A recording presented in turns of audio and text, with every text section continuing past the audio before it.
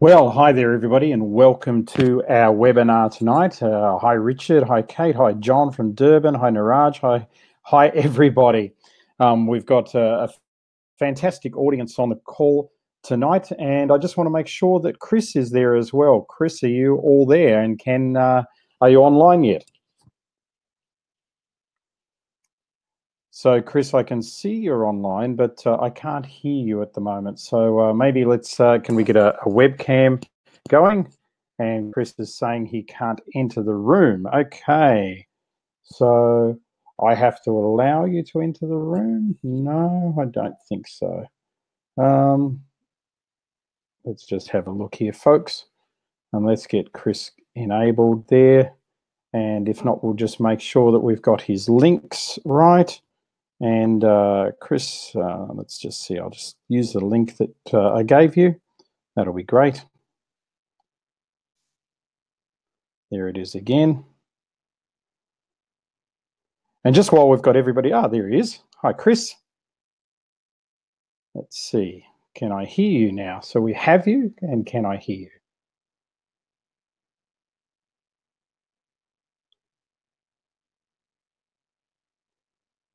So I can't hear Chris's microphone, but what I want you to do, everybody, is just let me know that you can hear me. Just somebody type and let me know that you can hear me before we get started.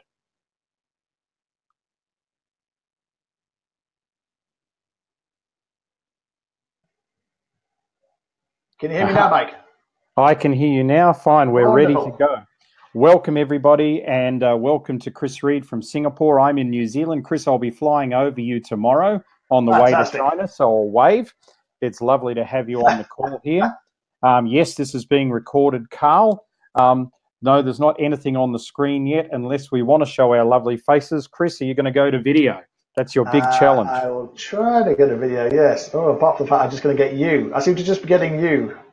Okay, there you go there. You're on video. No problems there. There we go, yeah. Yep. And we'll see you in a second. You're down the bottom of the screen there, and I'll come to video up here as well. So everybody can see us there. And let's get started and let's get underway into our LinkedIn versus Facebook discussion, because I think this is what everybody wants to know, because everybody's been on Facebook forever and a day. And there you are. Everybody's been on Facebook forever and a day. And now it's LinkedIn. And I know that, you know, just to give you some background, folks, in 2009, our company, Rock Your Life, made 24% of our income from Facebook. By 2011, it was down to 2%. And then after that, it was negligible. But this year, I can actually say that 60% of our new business has come through LinkedIn.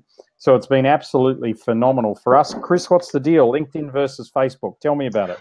It's a no-brainer. I mean, I'm not even on Facebook or Instagram or Twitter because it just doesn't work in Asia. It doesn't work in the world, really, when it comes to B2B. It's all about the context. If you approach someone on Facebook, it's a bit like approaching them at a night time in a bar when they've had a few drinks with their friends and their family. It's out of place.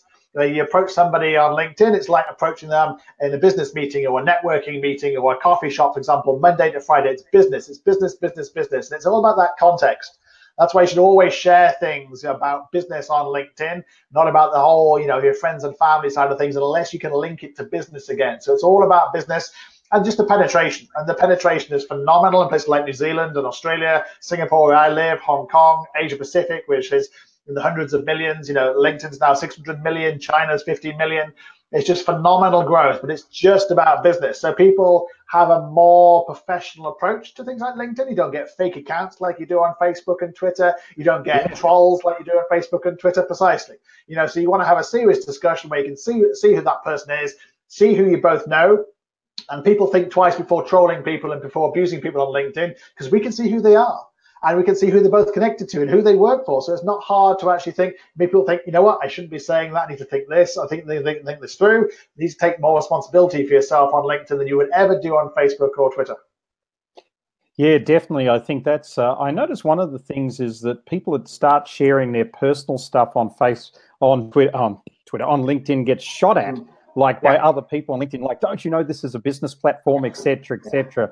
So I think that means that, and that puts a great platform in place for it being about business, which is why we've got this call. which is why we're talking.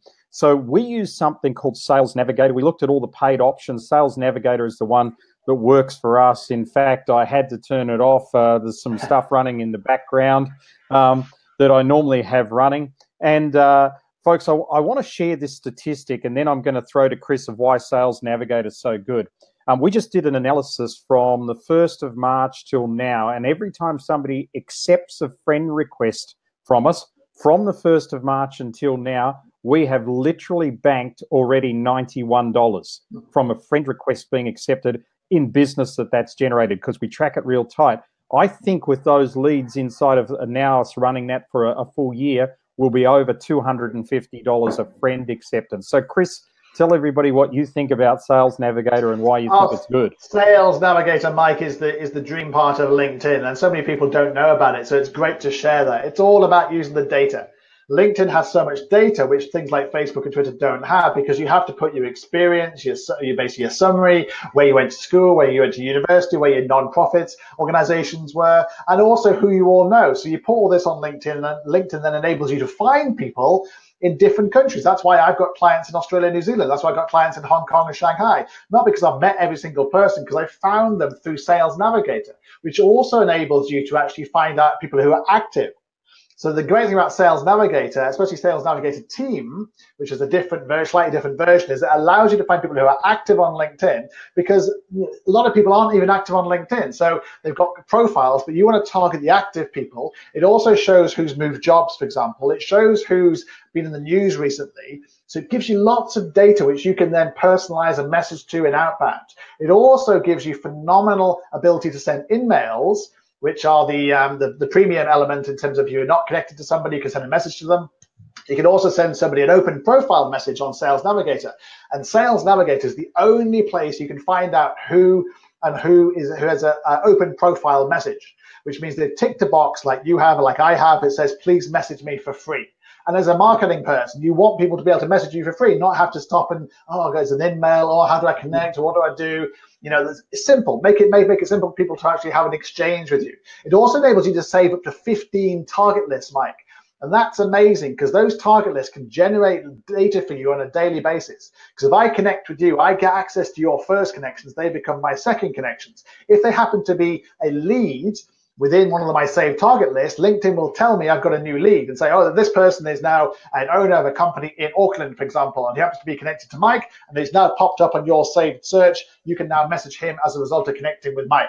So it allows you to basically keep a track of your leads across 15 different parameters. And you can't do that on main LinkedIn. You can't do that on Recruiter. You can only do that in Sales Navigator. So it's just a phenomenal device, Mike, to really access all the data on LinkedIn.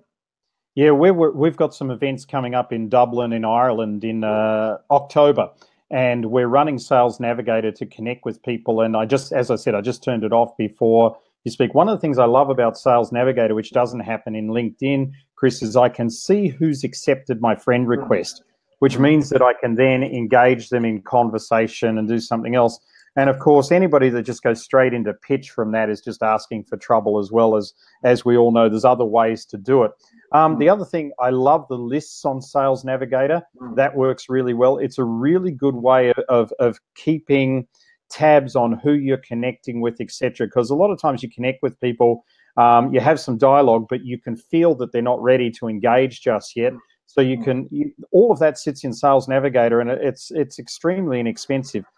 Let's move on. I've got a whole lot of things I want to ask you, and I know time's going to get away from us, and you and I are both ADHD. I noticed on the light up here that I've sort of starting to grow a mohawk, but then I realised it was just one hair. So tell me about first connections. You've got a mohawk hair still. Exactly. Some people have like lots of first connections, like you, for instance, and Lundy, my partner, has 15,000 first connections, or 16,000 now. But here's the key: because of Sales Navigator, over 14,000 of them are in her target market. I'm building up to that. I'm not there yet, but I'm in the 7,000-8,000 range. Why should you have a lot of first connections? The simple question is their first connections.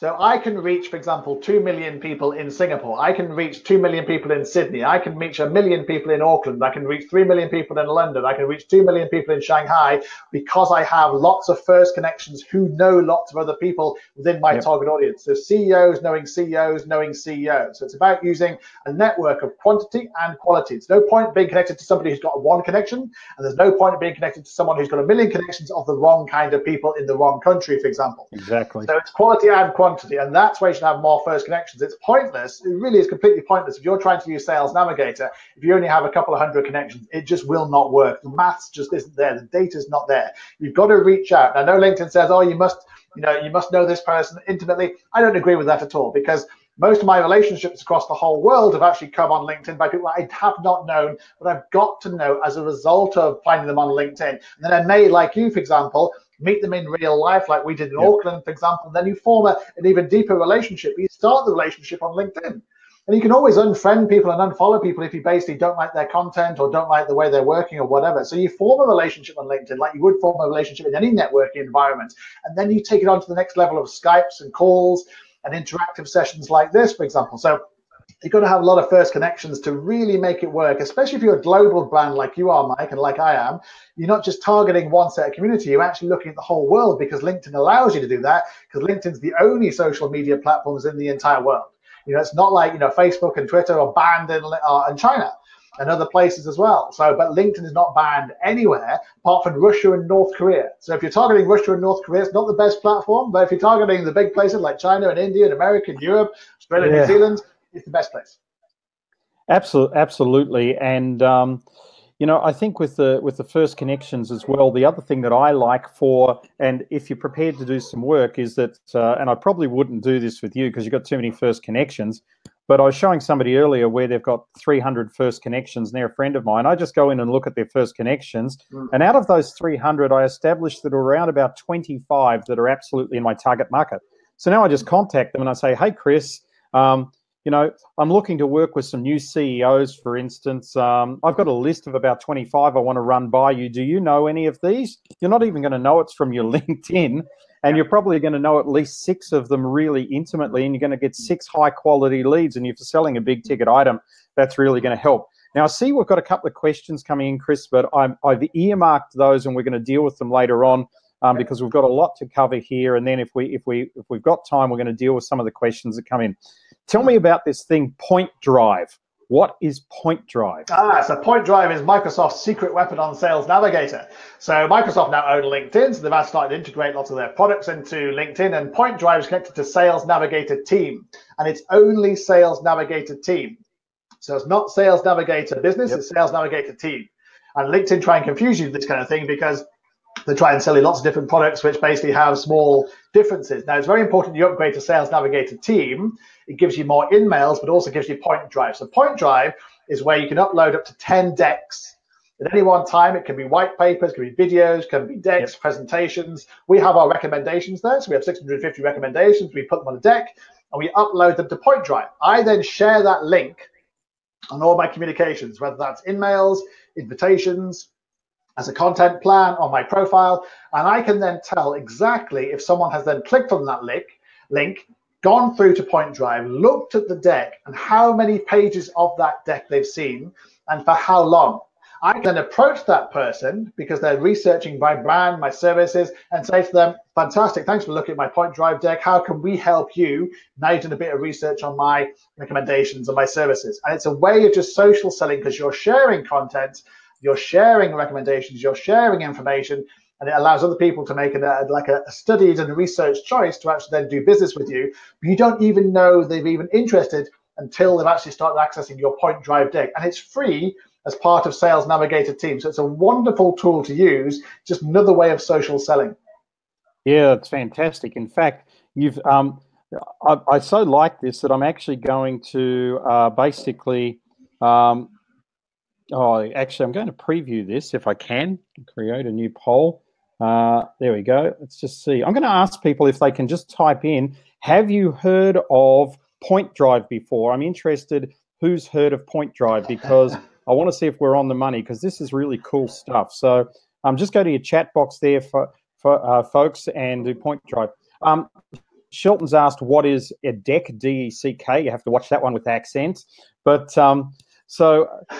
lots of people know, everybody's coming up, no, they've never heard of Point Drive. And Chris, maybe just explain a deck and then we'll move on. Okay, so I mean, by a deck, I mean something like a PowerPoint presentation or a Google Slides presentation or something that actually shows a brochure, yeah, some kind of marketing brochure. Yeah, great. Okay. Look, we've got lots of no's there. So here's something brand new for people that's made everybody worthwhile coming along for this, just to hear about that. Blogging, content, you see a lot of that on LinkedIn. I've got my own opinions about it. We're posting, I think, 35 social media posts a week. Most of them are on LinkedIn now. And so, yeah, we're active in that, very active. And, you know, I'm really keen to hear your views on this, because so many people sit for hours going, oh, what am I going to write? And, you know, is it even interesting to people? And now I'm seeing a lot of talking heads on LinkedIn as well. So tell me about that. Yeah, I mean, I always say you have to be more American and less English when it comes to this. You have to put yourself out there, because your views are just as important and just as relevant and just as interesting as anybody else's. Never think your profile and your views are not as interesting, and what you have to say are not as interesting as Richard Branson or the Queen or whoever it happens to be, because it is often more interesting. It's more genuine, more authentic, more kind of like down to earth, and actually talking about real things. I just, you know, put everything onto LinkedIn and say, this is what I'm feeling now about this, or this is what I saw today, this is what I'm sharing. And it's not supposed to be Shakespeare. We're not sharing Shakespeare here. Like, I'm sharing things that hopefully 2 or 3 people can take 2 or 3 points away and change their decisions or change their life or change the way they do things on LinkedIn or what they do in terms of content marketing as a result of it. But you get people who actually do make a difference, and actually doing that by sharing videos, which is phenomenal on LinkedIn, sharing short posts, long posts, just sharing their thoughts on how you can be a better leader, a better business professional, and a better person in general in a business context. So it's very important you actually share it. But it's also very important you don't get carried away and think it is Shakespeare, it needs to be kind of minutely refined, that it's going to be in the, you know, the library in 100 years' time, because no one will care next week, no one will care tomorrow. It's literally someone's looking at your feed, taking 2 or 3 points, and hopefully they think, oh, that's an interesting, Chris made an interesting point there, or Mike made an interesting point there. I'll see if that happens, I'll see if that works. And trying something else. We're all trying to learn new things all the time. We're all kind of being bombarded with information. On LinkedIn, it's more quality. So if you follow the right kind of people, you can learn a hell of a lot. And that's what it's all about. So don't get too carried away with it being too highfalutin, and do engage as well. And do let people know if their posts suck, and, you know, unfollow them, and, you know, it's like, you know, just hide their feeds and so forth, because they'll soon get the message if they're not going to get engagement. Exactly right. I'm blown away by the engagement that we get. And, you know, and as I said, a number of those posts are automated, but I also tend to do exactly what you do. From time to time, I put in my own post that I've just written just on the spur of the moment, because it's something topical in the news and I feel I've got a comment about it, or, you know, somebody hacks me off because of something they did that's stupid, and I want to talk. I want to encourage, not hit on them, but I want to encourage people to do things differently. I'm actually blown away. You know, I don't think this has ever happened on Facebook, but I've had literally over 10,000 views on a couple of posts on LinkedIn, which is just phenomenal. I don't even know how that happened. So I really believe in the power of that. But video, of course, is the big thing now. Everybody's doing video. There are a lot of talking heads, and Facebook's driving me nuts at the moment. If I see one more person on screen going into their cell phone, I'm going to throw up, I think. But anyway, it's coming to LinkedIn. But what do you think about it? Tell me what you think about vids. I mean, I think video is fantastic. I mean, if you want 10,000 views, you need to get that on video. If you do a video every week, or, you know, once a month at least, then you'll get 10, 20, 30, 40, 50, 100,000 views, because people love to watch video on LinkedIn. And make it short, you know, 2 minutes, 1 minute, 3 minutes, tops 5 minutes.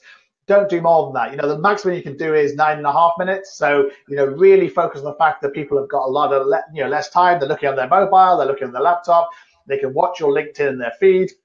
If it's engaging, if you're putting subtitles in, you know, little things like that, you've got to respect the fact that people only have a few minutes, but just get a few salient points over. Rehearse what you have to say. You know, rehearse what you have to say and think, I'm going to make these 3 points in these 3 minutes in this particular way. So treat it as that kind of way, like going on an interview and doing something like this, or going on TV. you know, you're making a few points, and that's all you're doing. But it's a compelling, very authentic way of getting across your personal brand, gets across your energy, gets across your dynamism, gets across your positivity in a way that the written word just can't do it. So it's a wonderful way of actually communicating your personal brand, Mike. Absolutely. And just a tip to everybody there, if you're going to start using video here, you know, just go and Google how to use your video to shoot, or how to use your cell phone to shoot a video. You know, you need 5 decent tips like good lighting, right positioning, not too much background noise, all of that sort of stuff.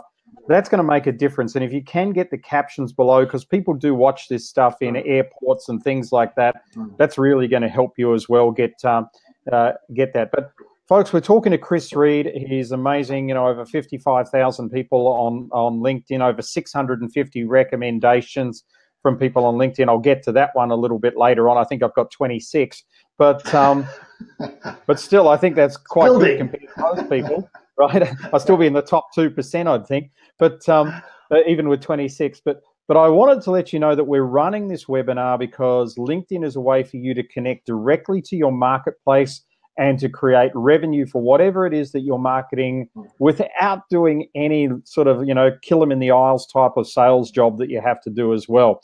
So, Chris, tell me, why would you market your company by using your own personal page, which is what I do, right? I really am marketing what we're doing in our business on my personal page all of the time. It's not very personal on LinkedIn. I do my personal stuff on Facebook.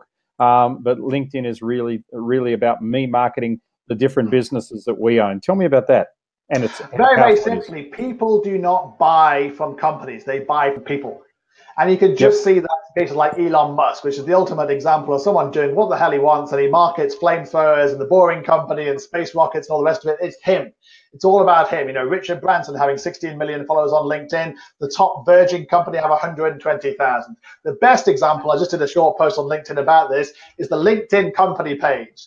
So LinkedIn have 600 million professionals on LinkedIn. The LinkedIn page on LinkedIn only has 4 million followers. That tells you everything you need to know about LinkedIn company pages. Even LinkedIn can't get 99% of people on LinkedIn to follow LinkedIn on LinkedIn. So don't do company pages. Do your page, market you and your company through your page. It's all about you. People are buying you. So you've got to invest in your brand to market your company. Yeah, exactly right. And one of the other things is that just in doing that, we've recently changed all of our LinkedIn profiles, and anybody's welcome to go to my profile, Mike Hancock, or my partner, Lundy, Jack, Landi, Jack, JAC. Hers is good because she actually copied Chris's about 1.5 years ago. So that's where this whole process of meeting Chris got started, and then have a look at Chris's, of course. But one of the things that the mistake most people make, Chris, is that they use their LinkedIn profile like a CV. You know, I had my swimming certificate in 1914, and then I worked for the bakery in my first job, and then I was walking dogs at night and things like that.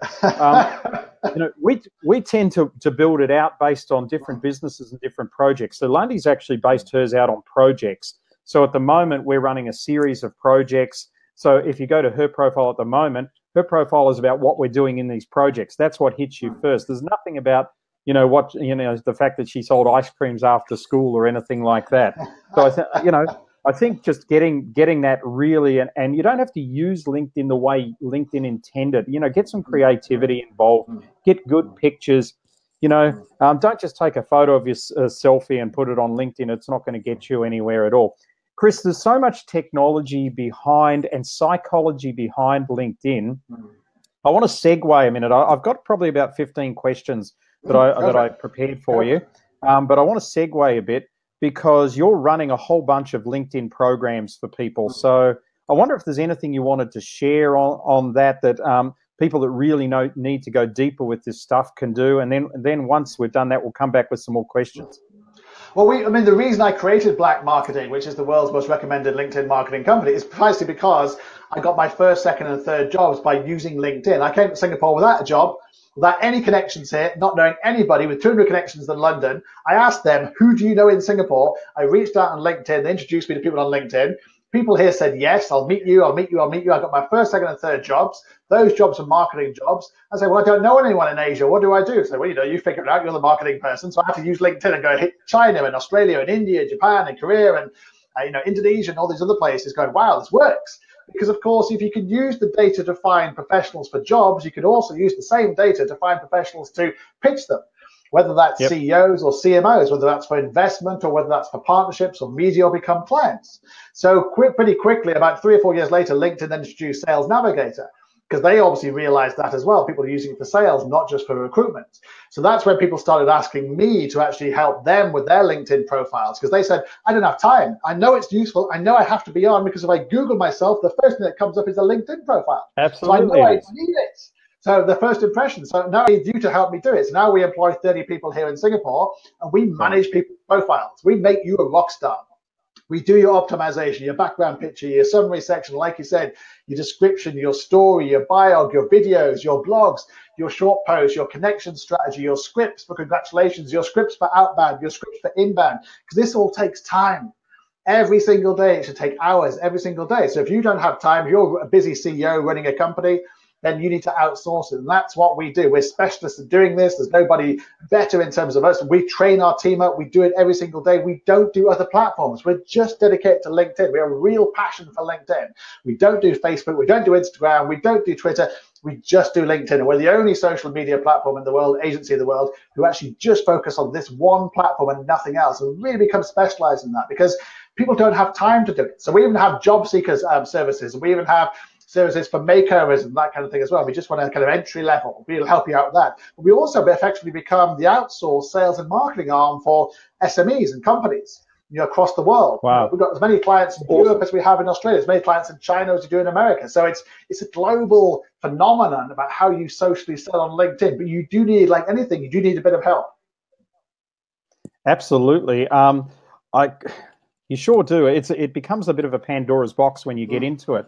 And so basically, you've got a whole turnkey situation for people who actually want to get serious on LinkedIn.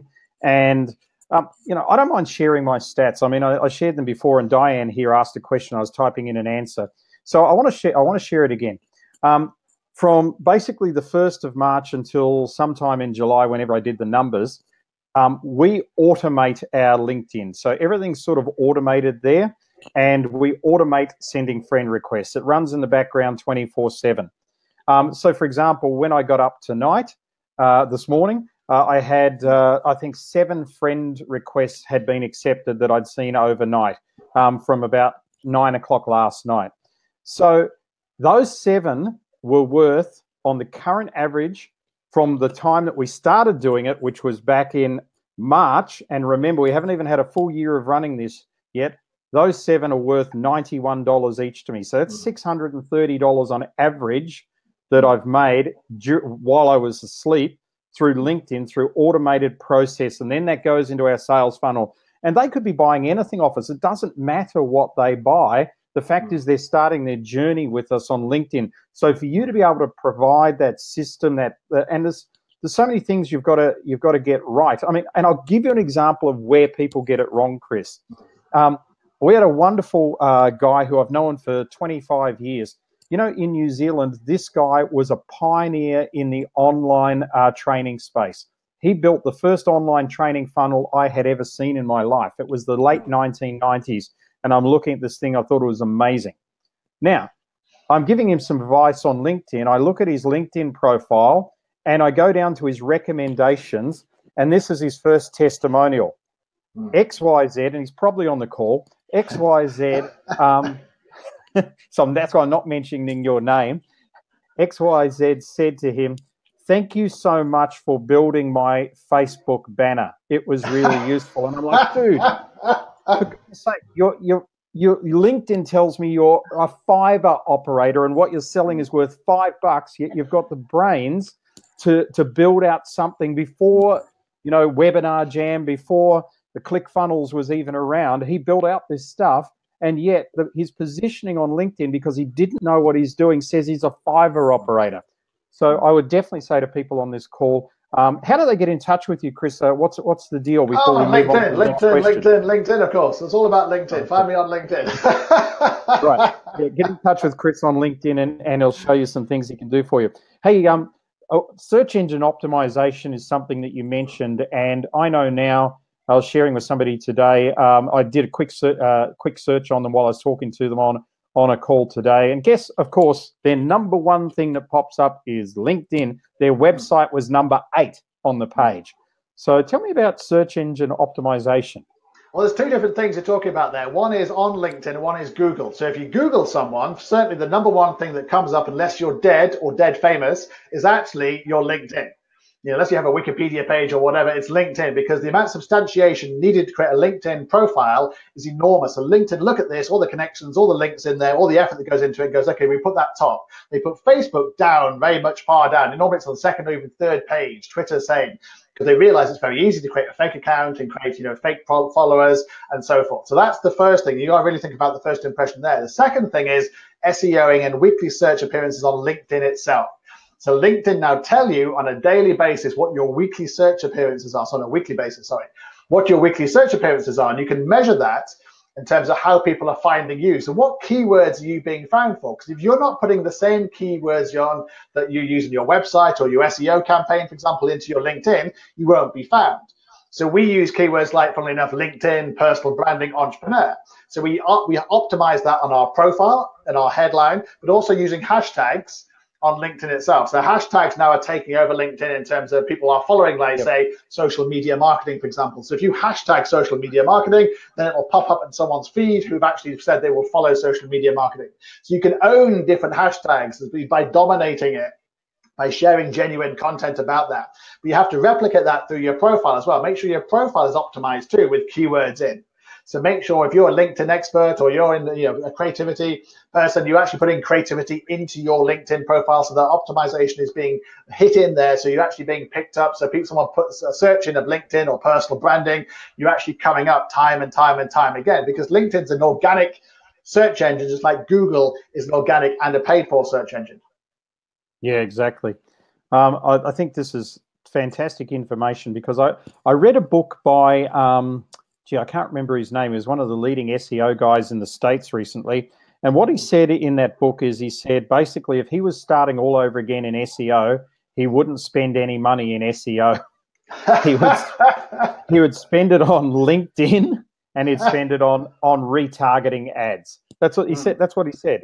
Those 2 things. So I think absolutely what you're saying is just spot on for people, and they need to know that, because their websites and everything, all the other good things that they're doing, are just getting eaten up by LinkedIn. So it's sort of like, if you can't beat them, join them. So you've got to get on this ride, and we don't know where it's going to go, but we've got to be on this ride right now in this time in the world. Let me go to my next question. Social selling. I'm not sure that everybody will understand social selling. You mentioned it before. I made a quick note of it. So maybe you could explain social selling for people. Sure. Social selling is a whole kind of area about how you actually make social media sales. And you can do social selling through Facebook and Twitter and Instagram and YouTube and WeChat and Line and Kakao Talk and all the other brands as well. But LinkedIn's the best one for B2B social sales, and also some high net worth individuals for B2C. But it's all about creating relationships. It's all about personalization. It's all about giving through things like content, for example. It's all about sharing and actually building relationships with people, and then selling them as well. So it is, LinkedIn's a sales and marketing platform. Let's not get away from it. People are buying and selling products on here, or arranging to meet people to buy and sell. That's what it's there for. It's not like a Facebook or Instagram, but that's not necessarily expected that way, but LinkedIn is. So it's all about how you use personal relationships, how you use social media to actually sell. And actually, I've just released my 3rd book, my 3rd bestseller, Social Selling Mastery for Entrepreneurs, is available on Amazon. It gives you a couple of 100 pages about how to use social selling in your everyday work, and how to build a pipeline, how to use content, how to use your personal branding, how to use LinkedIn, how to use Sales Navigator. We actually have an event here in a couple of weeks' time at Microsoft called Social Selling 2018, where we have over 400 people already attending. We have 10 keynotes and 10 workshops of people coming here to Microsoft. You come here for the Grand Prix weekend, which is a fantastic weekend in Singapore. You got on the Friday, the 14th, we're doing Social Selling 2018. here at Microsoft, and we've got fantastic speakers which will tell you all about how to do social selling. So if you don't know how to do it, come along to that event, or if you don't want to do that, or you're not in Singapore, you can always read my book. But it's a fantastic subject, but it really is about using social media to sell, about using content, personalization, and personal branding to actually elevate and build relationships. I read your book. It was very good, by the way. So, thank you. And social selling, I had a question there, and I think I'll deal with this question now. The question was, Mike, are you going to share basically how we're social selling on LinkedIn? I'm very, very happy to do that. So first things first is your profile has to be right. So you need to go to Chris and get your profile right for a start. Well, it's true. There's no point in doing that. There's no point in having crappy testimonials up there or anything like that. There's so many things once you get into this that, getting different videos, using SlideShare. We've got brochures up on our profiles. You'll see if you go to our profiles what we've got on there.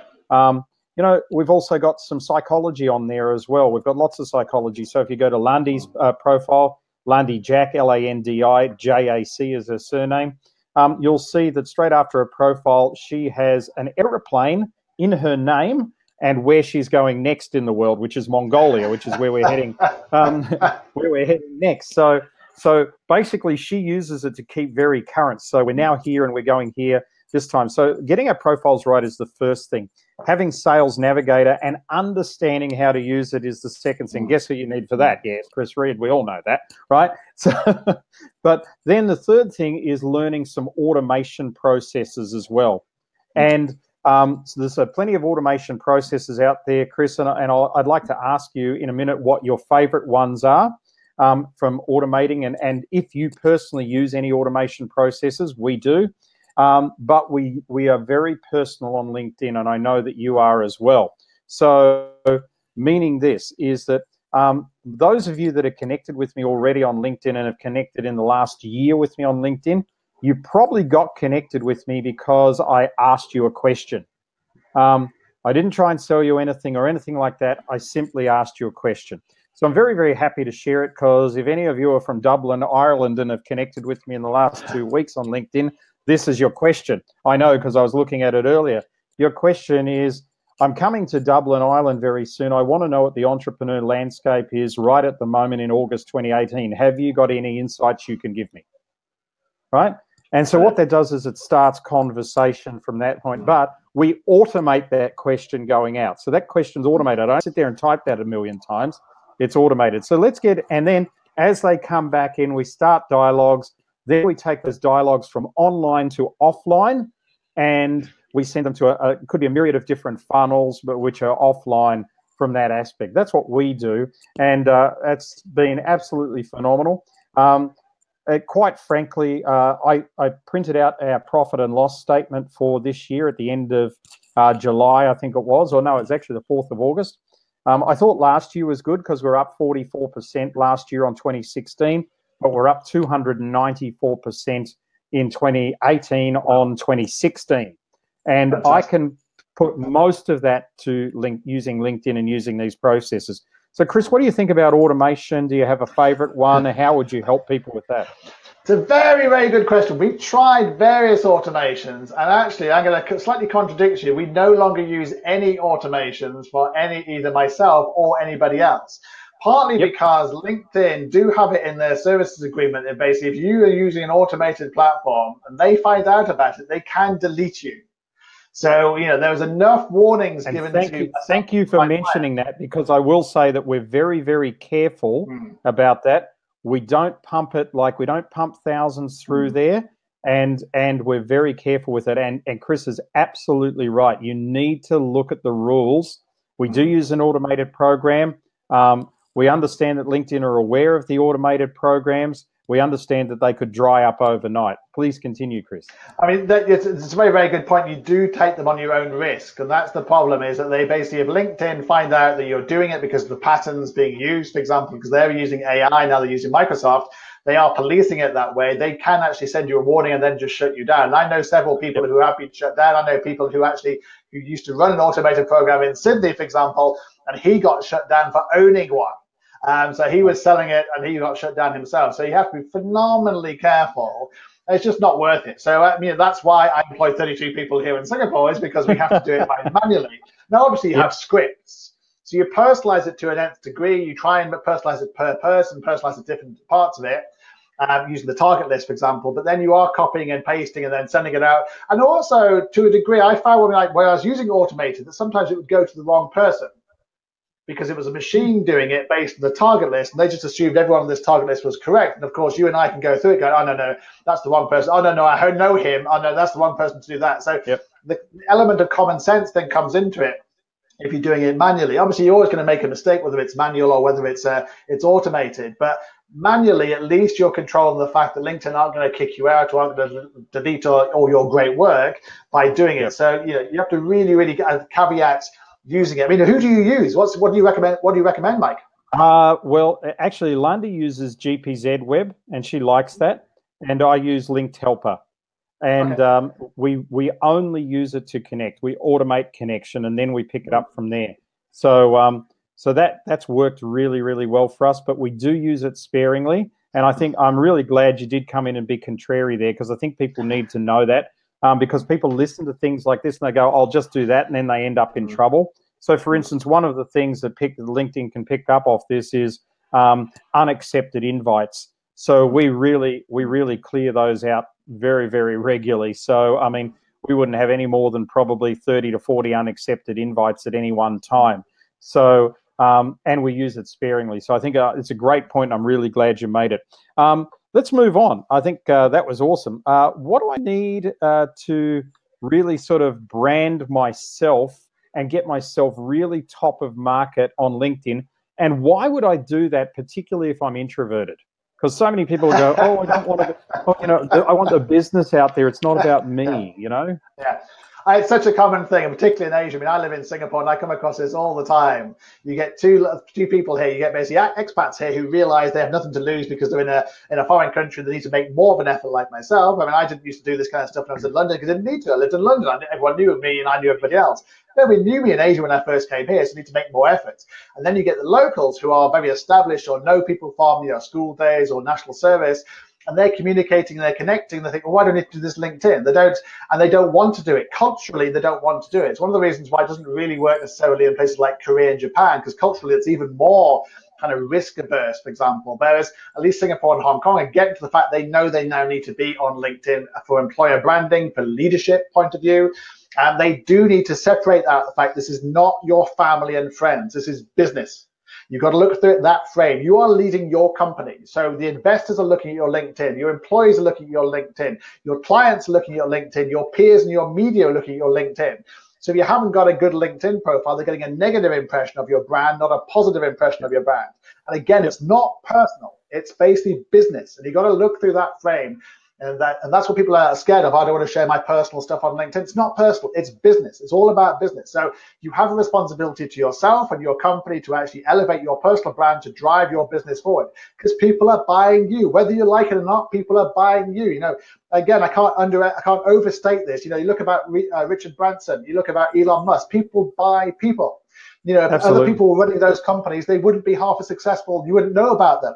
The fact that Elon Musk is in social media every single day, using his version of social selling on Twitter, because that's popular in America, is testament to the fact that when he tweets something, the share price goes up. When he basically has a breakdown and tells the New York Times, it goes down again. It's like, it's all about him. It's not about how many Tesla cars they sell. It's actually all about him. And that it demonstrates on a smaller scale, you and I doing the same thing. People buy me, people buy you. They're buying our companies through us. So we have to have a personal brand in which people can relate to, can empathize with, can engage with. Otherwise, they won't buy from us. I just had a couple of great questions. Firstly, Chris, a couple of people have private messaged me here, and they want the details of the Singapore event because they want to go along. Actually, one of our clients and friends is flying into Singapore, and he wants to go. So if you could just Social share Selling those, 2018, yeah, socialselling.sg. So you look at the social selling website, socialselling.sg. It's social selling 2018. Look at my website. Look at my LinkedIn profile. It's all over my LinkedIn profile as well. I think it's the banner on your LinkedIn profile, isn't it? It is, yes. The banner, it's the blog, it's the content, it's my last job, it's everything. Right. The second question here is I've got from, thanks for this, Jatin. Can I make my personal account to a company account and rename it with the company page? No. If I understand that question correctly, no. So you think about having a personal account, which then becomes a company account? No, because LinkedIn will basically delete you. So basically, okay. LinkedIn obviously separate out these two things. Your personal account is your personal account to market yourself and your company. Your company account, which is a slightly different platform, is your company account. You can't just change your personal account to suddenly read black marketing, for example, because people go, "What the hell is that? Oh, I'm following Chris Reed. I'm not following black marketing." And LinkedIn will soon find out about it and tend to shut you down. I mean, literally, there's only a handful of pages which are personal accounts which market the companies, and you're just waiting for yourself to be shut down, basically, because LinkedIn, basically, it's against the rules to market the company in that particular way, to take over a personal account and make it a company account. Yep, great answer. Tell me, what sort of content should I really be putting on LinkedIn? Is it, you mentioned it before, is it personal stuff? I see a lot of articles from people, which are really high tech and AI and, all this sort of stuff. I mean, what is it? It's a very good question. That we were going to rule a 4-1-1. So LinkedIn and Twitter and people like Facebook advise clients in the business context to do a 4-1-1. So that's based on algorithms. It's based on Guy Kawasaki, who's looked at all the kind of what's the way to engage on LinkedIn. And it's not to just sell your services left, right, and center. It's to do one hard sell post about your services. So I was to talk about black marketing. That's a hard sell post. One soft sell post, if I was to talk about content marketing or personal branding or LinkedIn, that's a soft sell. It's not directly about my company, but it's about the infrastructure or the environment of my company. And then 4 unrelated posts. So if I was to talk about Auckland or innovation or leadership or Sydney or Singapore or football or music or something to do with business and to do with entertainment, nothing to do with my business directly. And it's those 4 posts which are essential, because that's you giving to other people, not expecting anything in return, but they can genuinely go away and go, that's an interesting fact. Chris just shared something interesting from The Guardian, or Chris shared his interesting thoughts because he had an experience at a restaurant, for example, or Chris basically has shared an interesting insights or a white paper, but it's nothing to do with the business. And then they're much more likely to see one of your hard sell posts when you actually post a post about your company and therefore engage with it. Whereas all you do is post hard sell posts about your company, people will unfollow you. They'll unfollow, they'll hide the feed, and you'll never know. Yeah, I do. I definitely do that. It just drives me insane. I mean, I'm really happy to engage with people, but once they go into their hard sell stuff, it's just okay, next. Chris, I'm going to ask you a question from Gayleen, because she put it up earlier, but I'm not sure I understand the question. So Gayleen, you might have to retype it, or Chris might be able to decipher it, or wave the mohawk over it and it turns into a question you can understand. But it says, hi Chris, where do you find the open messages in LinkedIn so we can check what it's currently set to? Oh, no, I understand that question. Where the open profile. So basically, you go into your settings, your privacy and communication settings, and it basically gives you an option. If you've got Sales Navigator Team, and only if you've got Sales Navigator Team, it gives you the option to switch on open profile or switch on open profile. So you have to have Sales Navigator Team, and then you can switch on your open profile, and then you can see everybody else on Sales Navigator and only on Sales Navigator who is also an open profiler. But it's in your settings, your privacy communication settings. It's one of those kind of like drop-down things about your privacy settings. I think it's under communication settings, whether you want to be open profile or not. It also asks you whether you want your premium badge highlighted at the same time. So open profile is you switch it on or off, but you have to be Sales Navigator Team to basically have that ability. Great. I got a question here from Michael before I get back to my last few questions. The more connections you have and the more you're active in groups, the more useful connection requests you get. Is that true? Certainly when it comes to the more content and more engaging you are, yes. The more emails you sent out, definitely. The more open profiles, the more invitations you accept, and the more invitations you send out of the right kind of people, then definitely. Groups are kind of like a waste of time. They really are a complete waste of time. They used to be very good, then they basically lost it, and then LinkedIn kind of closed them down. Now LinkedIn want to put them back again, and that's like people have just lost interest in groups now. It's a bit like long form articles. What used to be the blogs on LinkedIn, now LinkedIn stopped promoting them. LinkedIn changed the algorithms, so they're now useless too. So you have to do short posts now because LinkedIn have prioritized the short posts, the videos over them. So yes to engaging. So your connections will increase the more you share because your optimization will increase, because the more times you share things with hashtags and so forth, the more times you'll be picked up, the greater your profile, the more keywords in your profile, the more times you get picked up, the more active you are, the more times you picked up. So LinkedIn look at all this, and it forms what they call your social selling index, which again you can monitor on Sales Navigator. And it tells you the 4 different areas of your personal branding, building relationships, sharing content, sharing insights, and building relationships in terms of how well you're doing and what you need to improve on. And the way you do it, and the more active you are, LinkedIn boosts your rankings. But if you stop doing things, they lower your rankings too. So it becomes very addictive. It's called gamification. And they basically want you to use it on a regular basis. So you find yourself slightly addicted and using it on mobiles when you shouldn't be on a Sunday and Saturday in the middle of restaurants and stuff like that. But yeah, basically activity equals reward on LinkedIn, but you've got to have an optimized profile too and use things like keywords and hashtags and things that are actually engaging, not just sharing for the sake of sharing. Very good, very good. Now, years ago, and I will say it was years ago, I used to tell people at our courses that if you want to be, if you want to sell direct to consumers, you better be on Facebook. If you want to sell business to business, you better be on LinkedIn.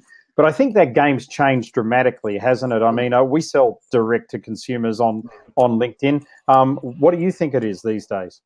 I totally agree. I know on LinkedIn, you can definitely do both B2B and B2C. We have a number of B2C clients, particularly at the high net worth individual side of things. So whether that is, for example, concerts, you know, we have a partnership with a concert promoter here in Singapore. I sell the concerts through LinkedIn because I'm aiming at expats.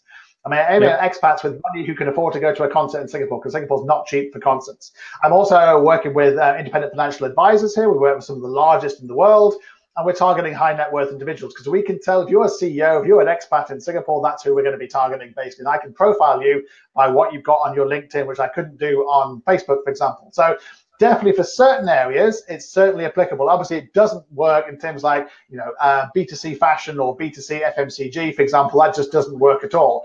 But things about business travel, we work for a number of different hotels, for example, and business travel, of course, is phenomenal in terms of if you go to a hotel like the Ritz-Carlton in Hong Kong and you stay for business, you may also want to stay for leisure. And of course, the highest number of people with the highest net worth who are spending on travel for both business and leisure are business people. So you can find them all on LinkedIn, where you can't find them on Facebook, because you don't know the people you're marketing on Facebook. They could be students with no money. They could be in India or China with no money. They could be anywhere with no money at all. And you've got a view or you've got a like, whatever it is. You don't know who those people are. Same with YouTube. You get 1 million views, but if none of those people have got any money, then it makes no difference. I'd rather get 10 views on LinkedIn with people who've actually interested in my business, who've got money and are real people with real businesses, because they can basically spend, and they can spend on B2C and on B2B. And that's what hotels really get, the fact you can use these for 2 different areas, because business travel and leisure travel are just the same thing, just with 2 sides of the same coin. Absolutely.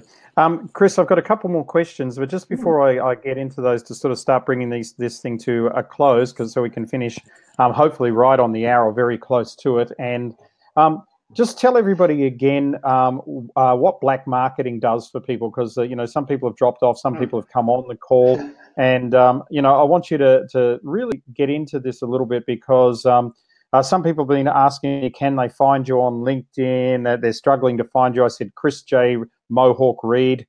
If they type that in, it should be there.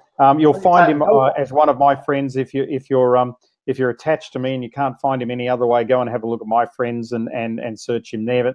But Chris, tell us again what you do for people. So basically, black marketing is going for 5 years. We take over people's profile. We make you a rock star on LinkedIn, basically. We fill in all the gaps that you don't know about. We fill in the background picture, the headline. We fill in the picture. We make sure the profile picture is phenomenal. We use headline and keywords in your headline. How do you describe your personal branding? We do your biog for you. We do your summary section. We fill in your experience sections. We add visuals as well. So it could be pictures, could be videos, could be web links to your websites. We also do a content marketing strategy. So we do 411 for you. We write your blogs for you, ghostwrite your blogs, do your videos for you, do infographics for you, take photographs for you, get you a business events and so forth, and share this as part of a content marketing plan along with a curated content plan. And then we do the sales navigator plan. So we're increasing acceptances and invitations with the right kind of people. corresponding with people, congratulating people with a script that you approve, personalizing messaging which you approve, personalizing invitation which you approve, going through saved target lists to generate leads. You're all about social selling. So basically, we do all of this for you across the 4 different areas. That's personal branding, employer branding, content marketing, and social selling. So we do all those 4. That's why it's so time consuming. I employ 30-odd people to do it for you. That's awesome. And so if you want to know more about that, just connect with Chris on LinkedIn, and he'll tell you more about the different services and everything. Look, folks, this is going to be probably one of your biggest money makers over the next couple of years. So definitely jump on board. I don't think Chris will contact you directly, Michael. So definitely contact him on LinkedIn. That'll be a good way to see if you're serious about wanting to do some programs. So people are starting to drop their email addresses here for you to contact. I've got a couple of killer last questions for you. So let me go to this one.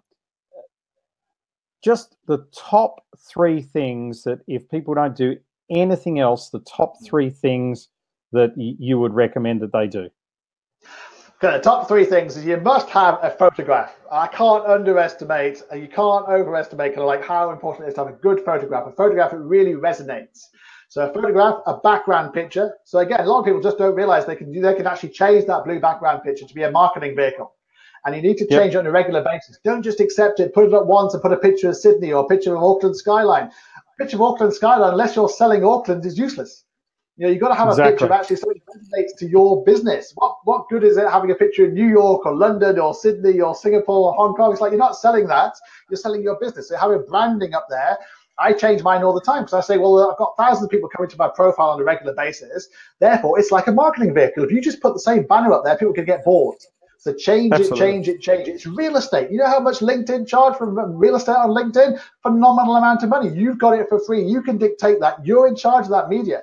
Then the summary section and the headline, which I would combine as number 3 tip, very important because that is the first impression someone gets. They read your summary and they get an impression about who you are. So put your achievements in there. I'm a best-selling author 3 times. I won LinkedIn Power Profile 7 years running. I've got all these businesses and 650 recommendations. And that's so important because they're getting that across. So you're getting the key points. You're respecting the fact that people don't have a lot of time. So you really are respecting the fact that they want to find out who you are, what you can do for them, and then start a conversation. I see LinkedIn as a catalyst to meet people like you and I met in Auckland, like, or met on here, for example. So you find out who people are on LinkedIn, you connect with them, you meet them, you have a conversation.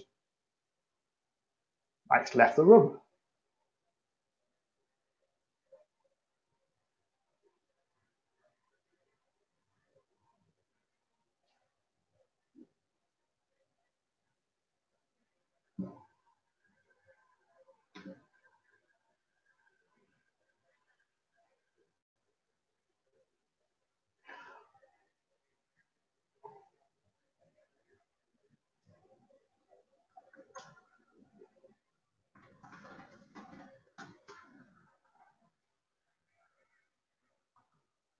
So you want to find out more, then obviously you can contact me on LinkedIn or find me on Google. Just put Chris J. Mohawk Reed into Google, you'll find me. Put it on LinkedIn, you'll find me.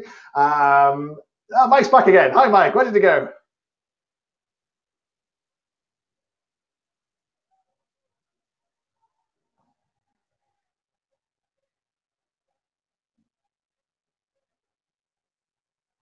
And if you have any other questions, you can obviously always email me at chris@blackmarketing.com as well. But LinkedIn's quite easy. Where did you go, Mike? Oh, you're back. Where did you go? I have no idea. I have no idea where I went. But I've got another quick question, and then we're gonna call it the end. You've got 650 testimonials on there.